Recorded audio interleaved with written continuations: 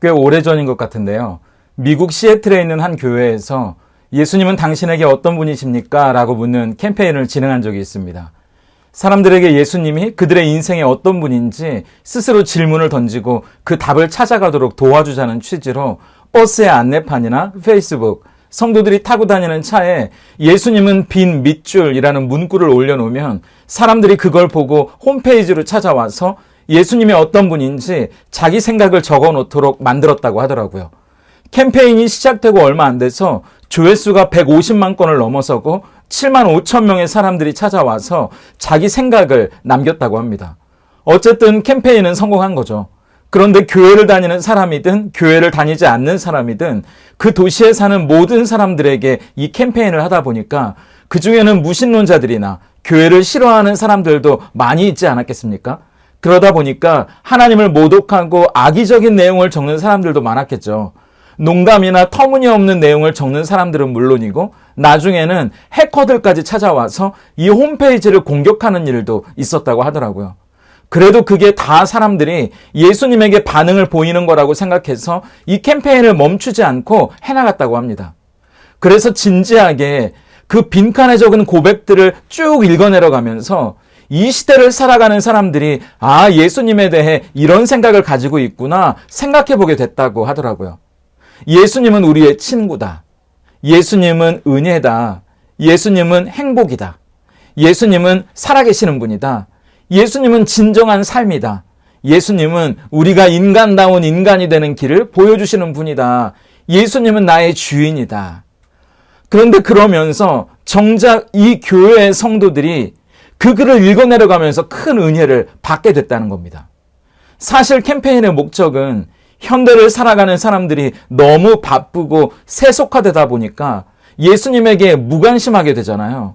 그래서 그들에게 예수님에 대해 한 번쯤 생각하게 만들어주려고 한 거였는데 예수님이 어떤 분인지를 새삼 이 교회 성도들이 그 글을 보며 다시 알아가면서 이 교회가 오히려 큰 은혜를 받게 됐다는 거 아닙니까?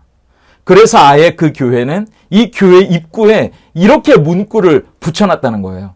우리의 사명은 예수님이 어떤 분인지를 보여주는 것이다. 그래서 이 교회 성도님들은 매주 예배를 마치면 예수님이 자기에게 어떤 분인지 포스트잇에 적어서 그 게시판 밑에 다닥다닥 붙여놓게 됐다고 하더라고요. 이 이야기를 드리는 이유는 지난 2월부터 4개월 동안 저희 교회를 시작하고 난 뒤에 빌립보서를 나눴거든요. 이 빌립보서를 마치고 이제 어떤 주제를 가지고 주일 예배를 나누면 좋을까 제가 고민이 많았거든요. 그러다가 문득 이 이야기가 생각이 나는 겁니다.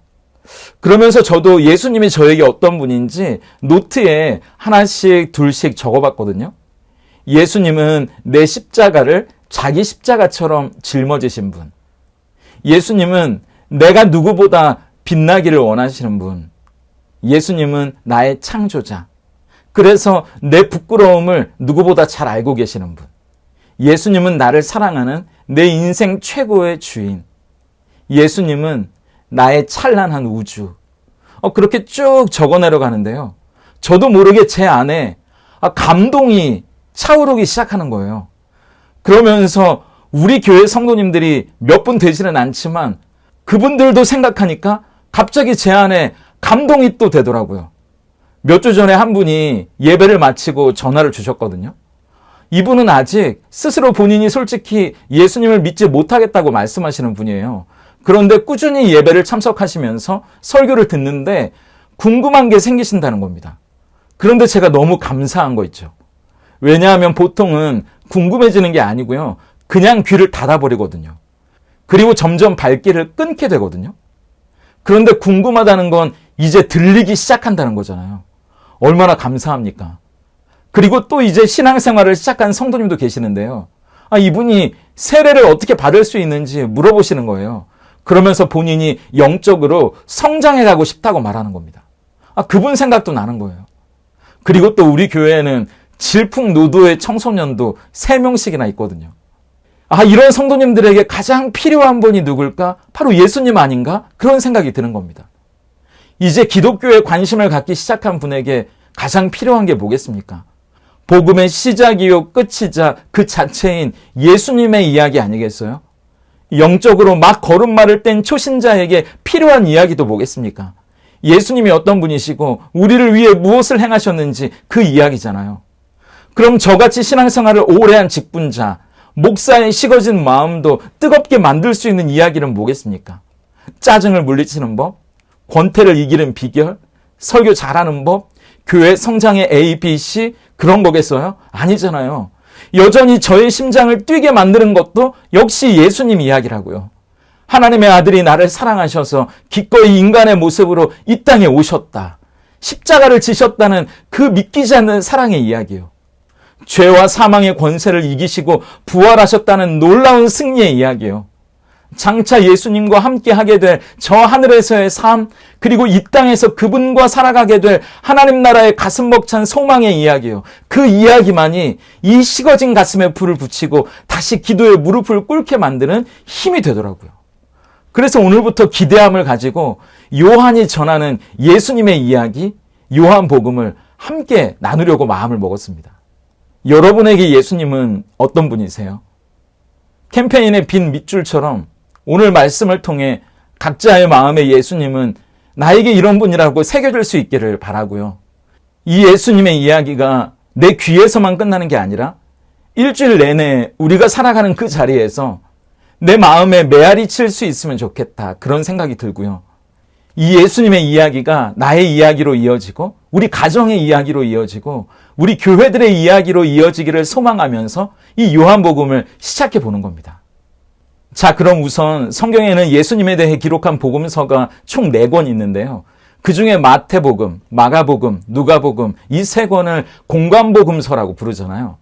마태복음이 유대인을 대상으로 쓰여지고 왕이신 예수님을 강조하는 것처럼 이 3권의 복음서는 각각 누구를 대상으로 쓰여졌느냐, 그리고 예수님을 어떤 분으로 강조하고 있느냐는 조금씩 다르지만 그래도 예수님의 전체 생애 그리고 예수님의 사역을 다루고 있다는 점에서는 비슷하기 때문에 공통의 관점을 가지고 있는 공관복음서라고 부르거든요. 그런데 요한복음은요, 다른 복음서하고는 좀 다릅니다. 요한복음 20장 31절을 보세요. 오직 이것을 기록함은 너희로 예수께서 하나님의 아들 그리스도이심을 믿게 하려 하며 또 너희로 믿고 그 이름을 힘입어 생명을 얻게 하려 함이니라. 요한복음은 그 기록 목적이 분명합니다. 첫 번째, 예수님이 하나님이라는 걸 알게 하는 거예요. 그리고 두 번째, 그 예수님을 믿음으로 영원한 생명을 얻게 하는 겁니다. 그게 이 요한복음을 기록한 목적이에요. 그러니까 거침이 없습니다. 굳이 예수님의 탄생, 최후의 만찬 이런 사건들도 과감하게 생략해 버린다고요. 분명한 목적을 향해서 직진하는 책이거든요. 예수님이 누구시냐? 예수님이 하나님이라는 걸 보여주기 위해서 예수님이 행하신 7가지 기적이라든지 예수님이 나는 생명의 떡이다, 나는 양의 문이다, 나는 길이요 진리요 생명이다 스스로 누구인지 설명하신 7가지의 내용이라든지 이런 내용이 주가 되는 겁니다. 왜냐하면 요한이 직접 예수님을 가장 가까이에서 따랐던 제자였잖아요. 누구보다 그걸 잘 알고 기억하고 있거든요. 그러니까 요한복음은요, 시간순으로 그냥 쭉 써내려간 책이 아니고요. 요한이 분명한 목적을 가지고 치밀하게 넣을 건 넣고 뺄 건 빼고 편집 의도를 가지고 쓴 책이라는 말이에요. 그럼 제일 중요한 문장이 어딜까요, 여러분? 제가 대학 때 소설 작법이라는 수업을 들었거든요. 작가들이 가장 심혈을 기울이는 문장이 어디인지 알게 됐어요. 그게 바로 소설을 시작하는 첫 문장입니다. 그 글을 읽는 독자들에게 앞으로 어떤 이야기가 펼쳐질지 직접적으로나 간접적으로 보여줘야 되거든요.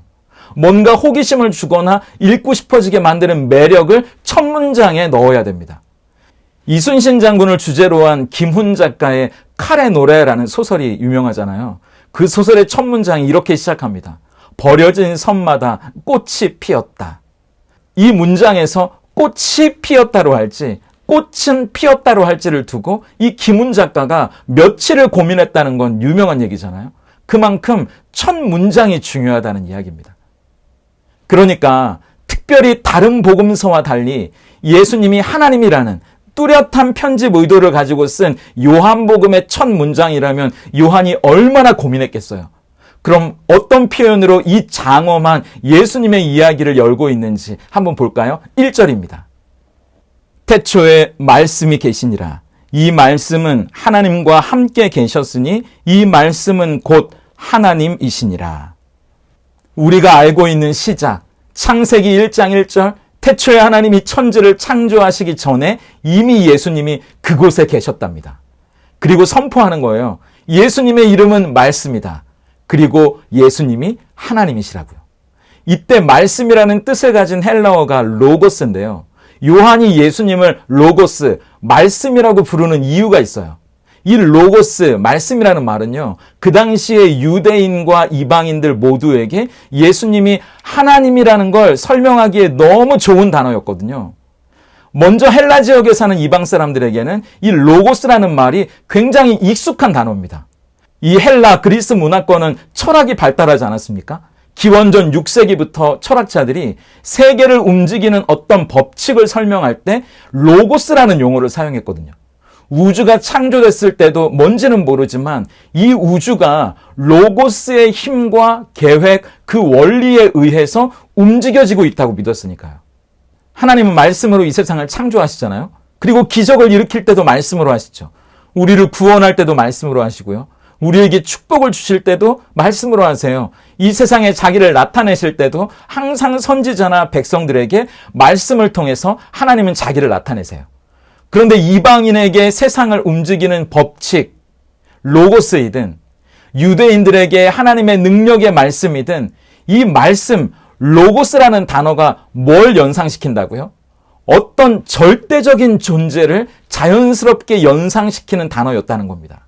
믿지 않는 사람에게는 세상을 움직이는 어떤 법칙, 원리, 절대적인 존재 로고스로, 믿는 사람에게는 여호와 하나님의 말씀으로 자연스럽게 예수님이 온 땅과 하늘의 하나님이라는 걸 선포하기에 너무나 좋은 표현이었다는 겁니다. 중요한 건 첫 문장부터 예수님이 하나님이라는 걸 받아들이지 못하면 그 다음으로 넘어가지 못한다는 겁니다. 만약 예수님이 하나님이라는 걸 받아들이지 못하면 우리가 지금 하고 있는 모든 게 여러분 무슨 의미가 있겠어요? 예수님이 하나님이 아니라면 그분이 진 십자가가 어떻게 우리 모든 인류의 죄를 다 담당하는 속죄와 구원의 십자가가 될 수 있겠습니까? 예수님이 하나님이 아니시라면 그분이 죽으시고 부활하셨다는 것도 우리의 믿음도 이 예배도 다 아무 소용이 없는 거잖아요. 고린도전서 15장 14절이요. 그리스도께서 살아나지 않으셨다면 우리의 선포도 헛되고 여러분의 믿음도 헛될 것입니다. 중요한 건 예수님이 누구시냐입니다. 우리가 바라보고 믿는 분이 누구냐, 그분을 진짜 하나님으로 내가 받아들이고 있느냐, 거기서부터 출발해야 된다는 이야기입니다. 그리고 요한은 예수님이 하나님이라고 선포하고 난 뒤에 그 하나님이 어떤 하나님인지를 또 한 번 선포해요. 2절과 3절을 보세요. 그가 태초에 하나님과 함께 계셨고 만물이 그로 말미암아 지은 바 되었으니 지은 것이 하나도 그가 없이는 된 것이 없느니라. 1절에서는 예수님이 하나님이시다. 그리고 2절과 3절에서는 그 하나님이신 예수님이 이 세상을 시작하셨다고 선포하는 겁니다. 저는 이 말씀을 보면서 생각나는 분이 있거든요. 예전에 교회 다닐 때 처음 예수님을 믿고 신앙생활을 하게 된 분 중에 한 분이었거든요. 어떻게 예수님을 믿고 교회에 등록하셨는지 이제 사람들 앞에서 고백하는 시간을 가졌는데 이런 이야기를 하시는 겁니다. 본인은 창세기 1장 1절이 그렇게 은혜가 되더라는 거예요. 다른 말씀을 몰라도 이건 다 암송하시죠? 태초에 하나님이 천지를 창조하시니라. 이분에게 뭐 특별한 어려움이나 힘든 일이 있었던 건 아니래요. 돈도 그럭저럭 잘 벌고 잘 살고 있었는데 언제부턴가 사는 게 재미가 없고 우울증이 찾아오더랍니다. 그냥 자꾸 뭔가 슬퍼지고 우울해지더래요. 그래서 못 마시던 술도 먹어보고 친구들도 만나보는데 점점 살도 빠지고 힘들어지면서 교회 다니던 친구한테 너 교회 갈 때 나도 같이 좀 데려가주면 안 되겠냐고 그렇게 이야기했대요. 그러니까 친구가 본인에게 성경책을 선물해 줬답니다. 그래서 그 성경책을 이렇게 읽는데 첫 장을 펼쳐서 읽는데 자기도 모르게 우리가 볼 땐 별 내용도 아닌데요. 그분한테는 첫 장을 펼쳐서 읽는데 이 창세기 1장 1절이요. 고향에 온 것 같은 느낌을 줬다는 거예요. 태초에 하나님이 천지를 창조하시니라. 이 말씀을 읽는데 내가 고아가 아니구나. 내 인생을 만드신 분이 있구나. 그럼 그분을 만나면 내 인생에 어떤 목적이 있는지 찾을 수 있겠구나. 의미를 발견할 수 있겠구나. 그런 생각이 들더라는 거예요. 은혜 아닙니까? 예수님이 이 세상을 시작하셨다는 말은요, 이 세상이 우연히 생겨난 게 아니라는 말입니다. 저와 여러분의 인생도 우연과 사고로 어쩌다가 여기까지 온 게 아니고요. 예수님이 시작하셨고 마침내 그분의 날까지 붙드시는 인생이라는 이야기라는 말이에요. 빌립보서 1장 6절을 보세요. 너희 안에 착한 일을 시작하신 이가 그리스도 예수의 날까지 이루시는 줄을 우리는 확신하노라. 여러분, 이 세상을 시작하신 그분이 우리 안에서 시작하시는 일이 나쁜 일이겠어요? 하나님이 세상을 만드실 때 보기에 좋지 않은 걸 만드신 적이 있습니까? 아니잖아요. 그분은 착한 일을 시작하시는 분이랍니다. 그러니까 자꾸 뒤를 돌아보지 않으셔도 된다는 말이에요. 지나온 모든 순간이 그분의 계획 안에 있었으니까요. 창조하시고 여러분을 구원하시는 예수님이 우리의 인생에 분명한 목적을 가지고 저와 여러분의 인생을 시작하셨으니까요. 오늘이 2024년 6월의 마지막 날이더라고요. 내가 시작한 올해라고 생각하면요, 자꾸 후회할 일들만 생각납니다. 이렇게 했으면 더 좋았을 텐데, 저렇게 하는 게 더 나았을 텐데. 그런데 하나님이 시작하신 거라고 생각하면요, 지나온 날들을 돌아보는 게 아니고 앞으로 남은 날들을, 살아갈 날들을 바라보게 되는 겁니다. 내가 내 삶을 시작하는 건 신앙이 아니에요. 그냥 내가 살아가는 거죠. 하나님이 우리의 시작이 되시는 게 신앙입니다. 하나님이 앞으로 이루어 가실 일들을 확신하는 게 신앙 아닙니까? 이제 내일부터 2024년 남은 한 해가 시작되는데요. 세상의 시작, 나의 시작이 되시는 예수님과 함께 하루를 시작해 보세요. 예수님은 말씀이신 하나님이잖아요. 말씀은 반드시 이루어지거든요. 그래서 예수님은 말씀이십니다. 이사야 55장 11절을 보세요. 내 입에서 나가는 말도 이와 같이 헛되이 내게로 되돌아오지 아니하고 나의 기뻐하는 뜻을 이루며 내가 보낸 일에 형통함이니라. 예수님이 시작하셨다면 말씀이신 그분은 반드시 그분의 기뻐하시는 뜻을 우리 안에서 이루시는 분이라는 거예요. 시작이 되신 그분이 반드시 이루어내십니다. 구원을 이루실 거고요. 우리를 만들어 가실 거예요. 그럼 그분이 어떻게 그것을 이루어 가시는지 볼까요? 첫째, 예수님은 우리 인생에 생명을 주신다고 말씀하세요. 그냥 숨만 쉬며 살아가는 인생이 아니고요. 진짜 사는 것처럼 살아가는 생명으로, 살만 나는 생명으로 살아갈 수 있게 해주신다는 겁니다. 4절이에요. 그 안에 생명이 있었으니 이 생명은 사람들의 빛이라. 예수님 안에 있는 사람들에게는 생명이 있다고 말씀하십니다. 그런데 요한일서 5장 12절을 보세요. 아들이 있는 자에게는 생명이 있고 하나님의 아들이 없는 자에게는 생명이 없느니라. 예수님을 믿는 사람에게는 생명이 있고요. 예수님을 믿지 않는 자에게는 생명이 없다는 말입니다. 저희 아버지는 아직 예수님을 안 믿으시거든요. 그런데 안 돌아가시고 멀쩡히 살아계시거든요. 그럼 단순히 목숨을 얘기하는 건 아닌 것 같은데 우리에게 주신다는 생명은 어떤 생명이라는 걸까요? 헬라어에는 이 생명을 가리키는 말이 몇 가지 있는데요. 단순하게 두 가지로 보면 하나는 비오스라는 생명이고요. 하나는 조에라는 생명입니다. 비오스는 생물학적으로 예수를 믿는 사람이든 안 믿는 사람이든 다 가지고 태어나는 그 생명이에요. 이 비오스에서 생명을 뜻하는 바이오, 생명학 바이올로지가 나왔거든요. 그런데 우리가 알다시피 이 비오스, 육체의 생명은 영원하지가 않아요. 외부의 환경에도 취약합니다. 생명이라는 게 그렇잖아요. 나이가 들면 약해지고요. 병이 들면 약해져요. 생존하기 어렵거나 스트레스 환경이 되면 시들시들해지고 약해지는 겁니다. 그러다 결국에는 죽는 거죠. 그런데 이 비오스 말고요. 또 다른 생명이 있는데 그게 바로 조에라는 생명입니다. 이건 하나님이 주시는 생명이에요. 그래서 이 조에라는 생명은요. 외부의 영향을 받는 게 아니라 오히려 이 생명이 우리의 삶을 끌고 갑니다. 비오스, 육체의 생명은 외부의 환경에 민감하다고 했잖아요.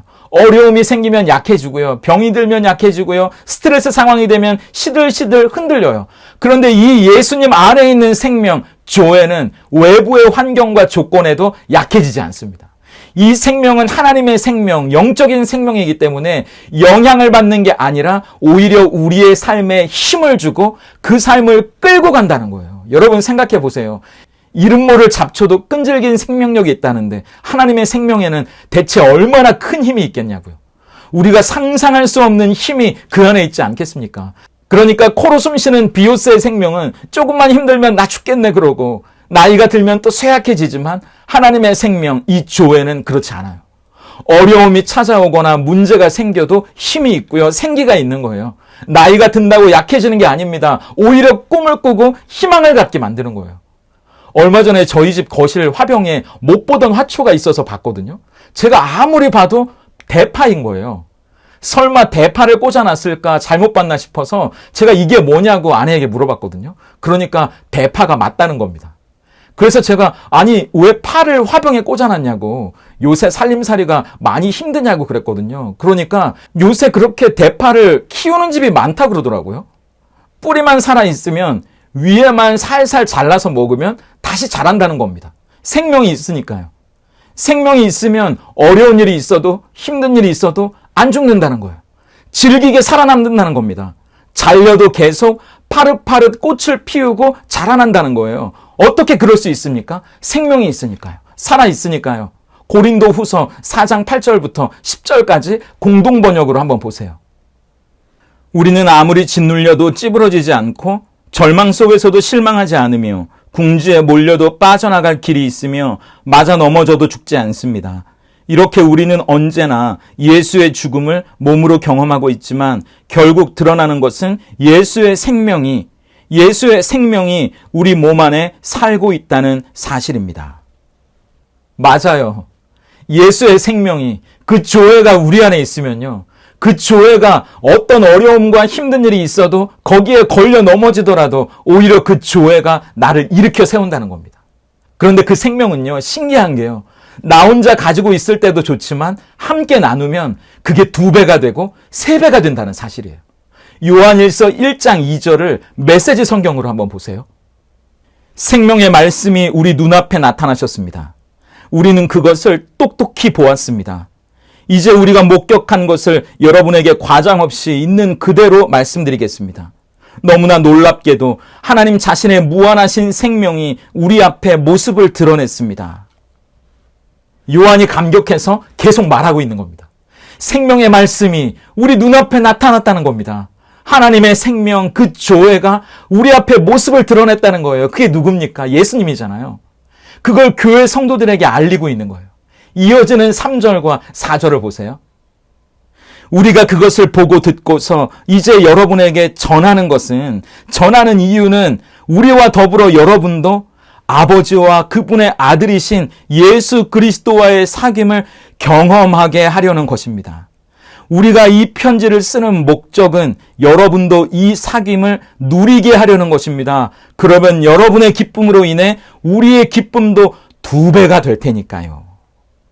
요한은 지금 예수님의 조회, 그 영적인 생명력을 누리고 있는데요. 하나님과 예수님과 예배 안에서, 말씀 안에서, 기도 안에서 깊은 교제를 누리면서 그 생명을 기뻐하고 그 생명 안에서 행복해하고 있는데요. 이 영적인 기쁨을 이 편지를 받고 있는 형제들, 자매들도 함께 누리면 좋겠다는 겁니다. 내가 누리는 이 조회, 예수 생명의 기쁨과 행복을 누리면 좋겠다는 거예요. 그게 진짜 우리가 서로 나눠야 할 영적인 교제라는 겁니다. 성도 한 사람 한 사람이 예수님을 만나는 거예요. 여러분, 교회가 뭡니까? 예수님 안에서 누리는 그 조회, 그 생명의 기쁨을 서로 나누는 곳이잖아요. 교회 안에서 커피 마시고 사람 만나고 밥 먹고 다 좋죠. 그런데 그런 비오스의 삶은 교회가 아니어도 충분히 하실 수 있잖아요. 교회 안에서 내가 진짜 살아있다고 느낄 수 있게 만들어주는 건요, 영적인 생명, 그 조회를 경험하는 거예요. 그리고 그 조회를 함께 나누는 거라고요. 요한이 그 이야기를 하고 있는 겁니다. 더 감사하고 놀라운 건 예수님과의 사귐을 누리면서 조회, 그 생명을 경험하는 사람들이 함께 모여서 그 기쁨을 나눌 때 그 안에서 그 조회가 2배가 되고 3배가 되고 더 풍성해진다는 거예요. 그 기쁨이 2배가 되고 3배가 된다는 겁니다. 그러니까 여러분, 그 생명을 경험하세요. 그리고 빨리 여러분의 교회에서 나누세요. 그래서 여러분의 교회가 여러분 때문에 조회, 예수님의 생명이 넘치는 교회가 되기를 바랍니다. 그리고 여러분의 가정에서 그 조회를 나누세요. 그래서 여러분의 가정도 생명이 넘치는 가정이 될 수 있기를 바라요. 지난주에 제가 아는 집사님 부부가 오랜 도시 생활을 접고 시골에 터를 잡고 내려가셨거든요. 그래서 제가 이분들을 뵈러 내려갔는데 이분들 얼굴이 너무 환하고 밝은 겁니다. 인적도 드문 산길 쓸개에 컨테이너를 집처럼 꾸며놓고 자리를 잡으셨어요. 갈 때마다 아기자기 꾸며놓고 뭐 이것저것 농사도 지으시고 하여튼 행복해 보이시거든요. 그런데 이분들의 얼굴이 환하고 밝은 이유가 다른 게 있는 게 아니고요. 거기서 너무 좋은 목사님, 사모님을 만난 거예요. 저한테 신앙생활 하는 게 너무 행복하다고 내려와 있으면 시간 가는 줄 모르고 기쁘다는 겁니다. 그분이 그러시는 거예요. 시골에 내려와서 하나님을 다시 만난 것 같아요. 저는 그 말이 정답이라고 봐요. 시골에 내려와서 앞문장이 아니고요. 하나님을 다시 만난 것 같아요. 이 뒷말이 정답이란 말입니다. 조회, 그 생명을 회복했다는 말이잖아요. 하나님을 다시 만난 것 같아요. 그게 정답이에요. 제가 비오스의 눈으로 보면요. 예전에 그분들 사시던 거에 비하면 솔직히 누추하거든요. 큰 아파트에서만 사시다가 컨테이너 박스에서 생활하시는 게 얼마나 불편합니까? 화장실도 밖으로 나와야 돼요. 씻는 것도 마당에서 씻어야 되고요. 여름에 모기나 벌레가 얼마나 많은지 아시죠? 보는 건 낭만적일지 몰라도 사는 건 현실이거든요. 그런데 조회, 생명의 눈으로 보면 지금이 진짜 사는 것처럼 사는 거예요. 제가 봐도 행복해 보인다고요. 그래서 보는 저도 너무 좋은 거예요. 사실 예전 도시에 사실 때는 속상한 얘기를 많이 들었거든요. 근데 이제는 만나면 목사님 자랑, 교회 자랑, 신앙생활 얘기에 시간 가는 줄을 몰라요. 그래도 힘들고 어려운 게 왜 없겠습니까? 그런데 조회, 하나님이 주시는 그 생명의 힘이 그분 안에서 행복을 만들어내고 기쁨을 만들어내니까 60 넘은 그분들을 일으켜 세우고 있는 거예요. 하나님을 다시 만난 것 같아요. 그 고백이 우리 안에도 다시 회복되고, 그래서 조회, 예수님의 생명이 저를 일으키고 여러분을 일으키고 우리의 가정을 일으키고 우리의 교회를 일으킬 수 있기를 소망합니다. 둘째, 예수님은 우리 인생의 빛이 되어주신답니다. 그래서 깨닫게 하시고 새로운 일을 시작하세요. 4절을 다시 읽어볼까요? 그 안에 생명이 있었으니 이 생명은 사람들의 빛이라. 생명 대신 예수님이 우리 안에 계실 때 사람들의 빛으로 나타난다고 말하는데요. 우리 안에 예수님이 새로운 생명, 조회를 주셔서 이제 진짜 사는 것처럼 생명을 가진 사람답게 살아가게 되면 그것으로 끝나는 게 아니라는 겁니다. 이런 일이 나타난다는 거예요. 5절입니다. 빛이 어두움에 빛이 돼 어둠이 깨닫지 못하더라. 여기서 깨닫지 못한다는 말에 쓰인 깨닫는다는 헬라어가요. 카탈람바노라는 단어인데요. 이 단어에는 두 가지 뜻이 있습니다. 하나는 깨닫는다, 이해한다는 뜻이 있고요. 또 하나는 이긴다, 지배한다 이런 뜻이 있어요. 그래서 우리 성경에도 보면 개역개정은 빛이 비쳤는데 어둠이 깨닫지 못했다 이렇게 되어 있고요. 새 번역을 보면 빛이 비쳤는데 어둠이 이기지 못했다 이렇게 이야기합니다. 저는 두 가지가 다 괜찮다고 봐요. 왜냐하면 성경에서 빛이라고 할 때 두 가지가 다 쓰이거든요. 하나는 창조의 빛입니다. 하나님이 천지를 만드실 때 빛이 있으라 하시니까 빛이 있었잖아요. 하나님이 뭔가 새로운 일을 만드실 때, 창조하실 때, 시작하실 때 빛이 나온다고요. 그럼 이 빛을 이길 수 있는 어둠은 없는 거예요. 어떻게 하나님이 하시는 일을 이길 수 있겠습니까? 그리고 또 하나는 계시의 빛이에요. 하나님이 우리에게 뭔가를 보여주시고 나타내시는 거예요. 하나님을 보여주시고 예수님을 보여주시고 구원을 보여주시는 겁니다. 그건 보여주시는 사람만 볼 수 있고 다른 사람은 못 보는 거예요. 그러니까 은혜의 빛이죠. 그런데 여러분, 빛이 비추이면요, 깨닫는 일도 일어나고 창조, 새로운 시작도 동시에 일어나요. 사도행전 9장 3절부터 5절을 보세요. 사울이 길을 가다가 다메섹에 가까이 이르더니 호련히 하늘로부터 빛이 그를 둘러 비추는지라. 땅에 엎드러져 들음에 소리가 있어 이르시되 사울아 사울아 내가 어찌하여 나를 박해하느냐 하시거늘 대답하되 주여 누구시니까 이르시되 나는 내가 박해하는 예수라. 동족을 박해하던 살기 등등한 한 청년, 고집이라면 한 고집했던 사울에게 환한 빛 가운데 예수님이 나타나세요. 그러니까 깨닫게 되지 않습니까?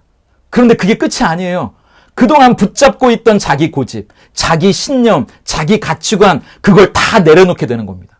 그리고 자기가 부정하던 그 예수님을 전하는 삶이 시작되는 거예요. 새로운 삶이 시작되는 겁니다. 깨닫는 일과 새로운 시작이 동시에 일어나는 겁니다. 자, 그럼 보세요. 하나님이 주시는 생명, 조회가 없을 때는 우리 안이 깜깜했다는 겁니다. 사방이 온통 어두워서 어디로 가야 할지 몰랐다는 거죠. 이 말씀이 꼭 창세기와 비슷하지 않으세요? 창세기 1장 2절의 상태를 보세요. 땅이 혼돈하고 공허하며 흑암이 깊음 위에 있고 하나님의 영은 수면 위에 운행하시니라. 그런데 이 혼돈하고 공허하고 깜깜한 상태가 뭘 의미하는 상태인지 예레미야 4장 22절 23절에는 이렇게 이야기합니다. 내 백성은 나를 알지 못하는 어리석은 자요 지각이 없는 미련한 자식이라. 악을 행하기에는 지각이 있으나 선을 행하기에는 무지하도다. 보라, 내가 땅을 본즉 혼돈하고 공허하며 하늘에는 빛이 없으며. 그러니까 하나님이 세상을 창조하기 전에 이 땅이 혼돈하고 공허하고 깜깜한 상태였던 건 하나님을 알지 못하는 어리석은 우리들의 모습과 똑같다는 거예요. 그렇기 때문에 요한복음을 시작하면서 요한이 뭘 선포했는지가 중요한 거예요. 예수님이 우리가 찾던 그 하나님이다. 그리고 그 하나님이신 예수님이 이 세상과 우리의 인생을 창조하신 하나님이라고 했잖아요. 그리고 그분이 지금 여러분과 제 깜깜한 인생에 빛이 되어주신다는 말은 그분이 우리의 인생에 뭔가를 또 창조하신다는 말이에요. 새로운 일을 시작하신다는 말입니다. 돈을 벌어도요, 좋은 걸 먹어도요, 뭐가 행복한지 모르는 공허한 인생이었어요. 어디가 길인지도 모르는 절망스러운 인생이었고요. 깜깜한 인생이었다는 거예요. 그런데 그런 인생에 빛을 비춰주셔서 아, 여기가 진짜 길이구나. 이게 진짜 진리구나. 이게 사는 거구나. 그걸 깨닫게 하셨다는 거예요. 그리고 달라지기 시작하는 겁니다. 세상이 달라지는 게 아니고요. 내가 달라지기 시작하는 겁니다. 그분이 내 안에서 일하시기 시작하는 거예요. 제가 군대 다녀와서 인격적으로 예수님을 만나고 교회에서 청소년부 교사로 봉사를 하게 됐을 때 일인데요. 그때 꽤 속을 썩이던 고등학생들을 제가 맡게 됐거든요. 그런데 몇몇 학생들이 좀 사고를 친 거예요. 애들은 착한데 하지 말라는 일도 좀 하고 그래서 전도사님에게 어떻게 하면 좋겠는지 제가 상담을 하러 갔거든요. 근데 제 기억에 뭐 그런 걸 질문했던 것 같거든요. 어떻게 하면 애들이 말을 잘 들을 수 있을까요? 제가 혼을 내야 되나요? 저도 교회를 다닌 지 얼마 안 됐을 때니까 잘 몰랐거든요. 그런데 벌써 30년 전인데 전도사님 말씀이 아직도 기억이 나고 참 지혜로우셨다 그런 생각이 들어요. 주원 형제, 아이들이 아직은 뭘 잘 몰라서 그런 거예요. 아무리 이렇게 하라고 하고 저렇게 해야 된다고 혼내고 닥달해도 그때뿐이지 본질적인 변화는 생명이신 예수님, 빛이신 예수님이 그 마음에 들어가야 돼요. 그게 아니면 지금은 듣는 흉내만 낼지 모르지만 나중에는 영영 신앙을 떠나게 될 수도 있어요. 그러니까 아이들이 진짜 그 예수님을 만날 수 있도록 우리 함께 기도해요. 그리고 예수님이 어떤 분인지 우리가 삶으로 보여주고 가르치는 것밖에 없는 것 같아요. 그때 제가 그 이야기를 듣고 저도 신앙을 가진 지 얼마 안 돼서 잘 모르지만 제일 먼저 한 게 예배당에 무릎 꿇고 그 아이들을 위해서 기도하는 거였거든요. 제가 할 수 있는 게 그거밖에 없었으니까요. 그때 정말 뜨겁게 아이들이 예수님을 만날 수 있도록 해달라고, 예수님이 그 아이들의 영혼을 붙들어 달라고 간절히 기도했던 것 같아요. 예수님, 그 깜깜한 아이들의 인생에 빛을 비춰달라고요. 그 기억이 다시 나는 이유는요, 지금 제 아이들이 그때 그 녀석들 나이대가 됐기 때문이에요.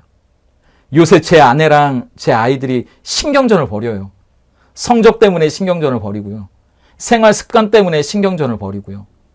애들 때문에 속상해하는 아내를 보고 또 힘들어하는 아이들을 보면서 제가 문득 그때 생각이 나면서요.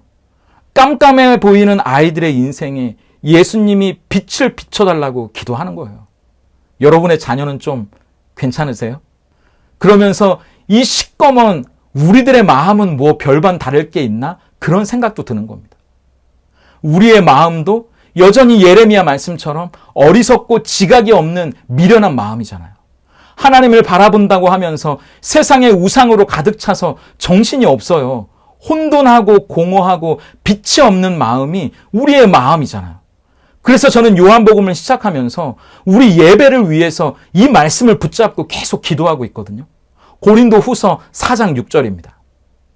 어두운 데에 빛이 빛이라 말씀하셨던 그 하나님께서 예수 그리스도의 얼굴에 있는 하나님의 영광을 아는 빛을 우리 마음에 비추셨느니라.